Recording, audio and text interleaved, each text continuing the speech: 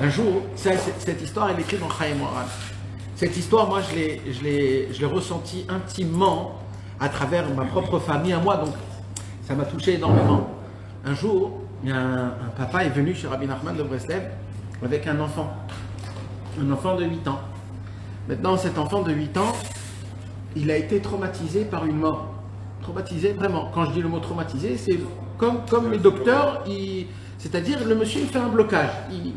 Donc l'enfant, le pauvre, il a eu une perte dans la famille, et il a eu un vrai grand blocage. Et depuis, il a eu la peur de mourir. Et son fils, à peine 8 ans, tout jeune, qu'est-ce qu'on peut faire avec un enfant de 8 ans? Et il a eu une peur. Et cette peur a commencé à contaminer toute sa vie. Il avait peur d'aller dans le noir, après il avait peur d'aller ici, après il avait peur pour ne pas rêver ça. Bekitsour, cette peur est devenue vraiment, a pris tout la famille dans cette histoire. Et là, le père était un chassid de Breslev. Alors le père il dit, je ne vais pas aller chez Rabbi Nachman de Breslev l'embêter avec des problèmes de mon fils. Mon fils il va... Sa mère lui disait non, s'il y a quelqu'un qui peut aider réellement, il n'y a que Rabbi Nachman de Breslev. Bon, il avait un peu honte, il a pris son fils chez Rabbi Nachman. Et il dit, Rabbeinu Akadosh, j'ai hyper honte de vous dire, mais j'ai un problème, c'est quoi mon problème?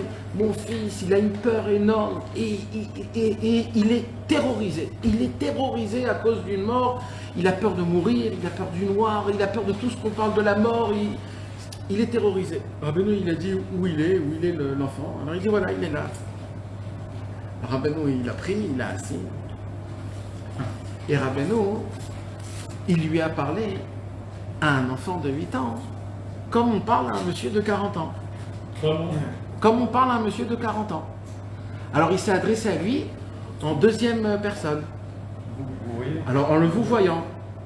Alors il lui dit, Efoatem Lomdim, où vous étudiez? Alors l'enfant il lui dit, j'étudie avec ça, à l'école, comme ça et comme ça. Et qu'est-ce que tu étudies maintenant, aujourd'hui? C'est quoi dans quel soubia vous êtes? Alors il lui répond. Et il lui dit, ton papa, il m'a dit que tu as peur de la mort. Alors le papa, il dit, ne sois pas trop direct comme ça. Alors il dit, il tremble, il commence à trembler, l'enfant, et il dit, je suis terrorisé de la mort. Alors Rabbeinu lui dit, alors si tu as peur de la mort, alors on va parler de la mort. Il lui dit, tu sais qu'à l'âge de 120 ans, ça arrive à tout le monde de mourir. Et tu sais qu'est-ce qui se passe quand on meurt? Ben, on creuse un trou dans la terre. On prend ce corps-là, ce corps que tu vois, que tu aimes tellement, que tu lui donnes à manger tous les jours, tu fais attention à lui. Quand tu dors, tu veux que tu as de la soie dans ton carit, comme on dit, dans ton oreiller. Tu veux avoir une couette qui est 100% des plumes de je ne sais pas quoi, d'oiseaux très spéciales. Tellement tu veux, tu prends, et ben ce corps-là, on va le prendre, et on va le jeter dans la terre. Et tu sais ce qui va se passer après, c'est pas là que ça s'arrête. Il dira maintenant à un enfant de 8 ans, tu sais ce qui se passe? Le corps va pourrir. Il va pourrir. Et petit à petit, quand le corps il va pourrir, il y aura des petites bêtes qui vont venir et qui vont manger tout le corps. Et les bêtes vont se bagarrer l'une avec les autres.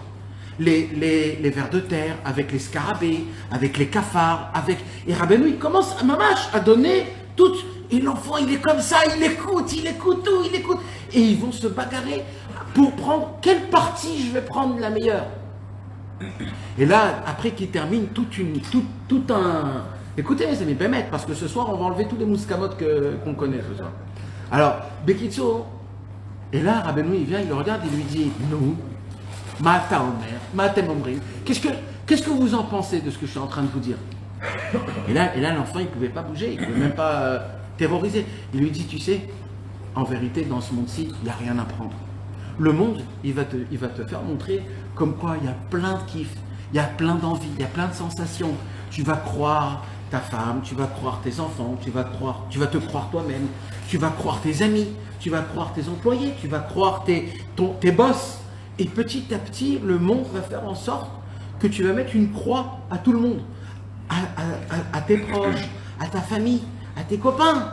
Et tu vas découvrir qu'en fait, il n'y a personne qui est à côté de toi, il n'y a personne qui t'aime, il n'y a rien dans ce monde qui a eu envie de toi, qui t'aime vraiment, qui cherchent ta bonté. Il n'y a personne dans ce monde-ci. Même les gens les plus proches, même les gens les plus proches. C'est même la maman. La maman, elle a... Je ne veux pas parler contre, mais moi, ce que je veux expliquer, c'est que dans ce monde-ci, il n'y a rien de réel comme sentiment, comme matière, comme histoire qu'il y a dans ce monde-ci. Et le problème, c'est que nous, on croit, on se prend et on se laisse rouler par toutes les tentations et tout le système que le etc.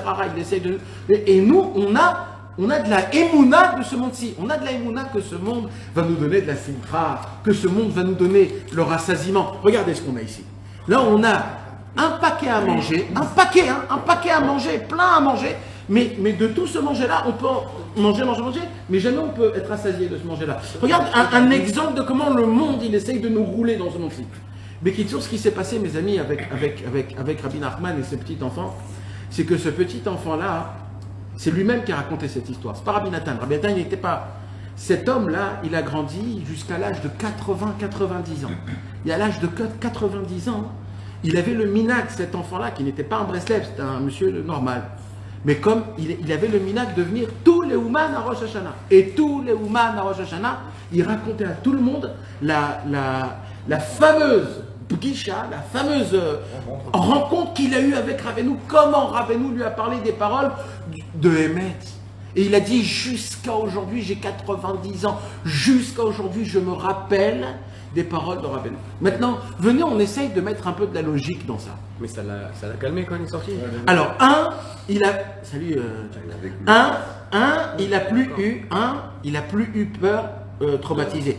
Il a su canaliser sa peur.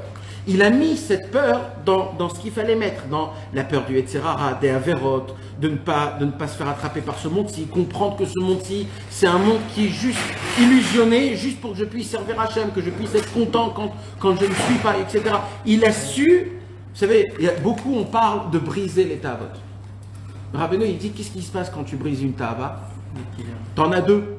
T'en as deux dans les mains. Quand tu brises un bâton, t'en as un, tu brises, t'en as deux. Il dit, Rabbeinu, quand tu brises une tava, en fait, t'en as deux maintenant. Toi, tu crois que t'es fort, mais c'est pas comme ça. Il faut faire quoi? Il faut prendre la tava, il faut juste la mettre là où il faut la mettre. Il avait très peur de la mort. Rabbeinu, il a su avec ses paroles, sans dire, parle pas comme ça devant les enfants, raconte-leur pas comme ça, ne leur fais pas ça. Non, Rabbeinu, il était aimé. Rabbeinu, il a dit, écoute, je vais pas passer par 36 chemins. Si on va pas te le dire tout de suite, eh ben, ça sera un vrai problème. L'homme, il vient dans ce monde-ci, et après 120 ans, il meurt, et tu sais ce qui se passe quand il meurt? On le met dans la terre, comme on met la poubelle dans la terre, et personne ne va se rappeler de lui. 10 ans plus tard, on va plus parler de toi. 30 ans plus tard, on connaîtra même pas ta figure. C'est fini, l'être humain il vient, il part. Et nous, quand on est dans ce monde-ci, on croit qu'on est la star du monde. On croit que le monde, il me regarde, le monde, il me fait des... Tout le monde me truc. Mais frérot, personne te regarde. T'es manienne, personne. T'intéresses personne. Même tes copains qui disent que t'es intéressant, t'es pas intéressant. Même ta femme, elle dit que t'es pas intéressant. On est intéressant de personne. Mais mes amis, nous, on rigole. Mais il n'y a pas plus vrai que ça. Vos copains ne vont pas vous dire ça parce que ça se dit pas. Mais entre nous, on n'est pas intéressé par rien, on est intéressé par qu'une seule personne. Vous savez quoi? Mon ego personnel, voilà. Il n'y a que ça que j'ai envie de frotter toute la journée pour que ça brille. Toute la journée. Malheureusement, c'est ça notre vie, malheureusement. On croit qu'on tombe. Alors, Rabbeinu, il vient, et il voit un enfant, au lieu d'aller dans la psychologie, dans la logique, dans des choses comme ça, etc., Rabbeinu, il a dit pas du tout, on va pas passer, on va dire la vérité. On va dire la vérité comme elle est.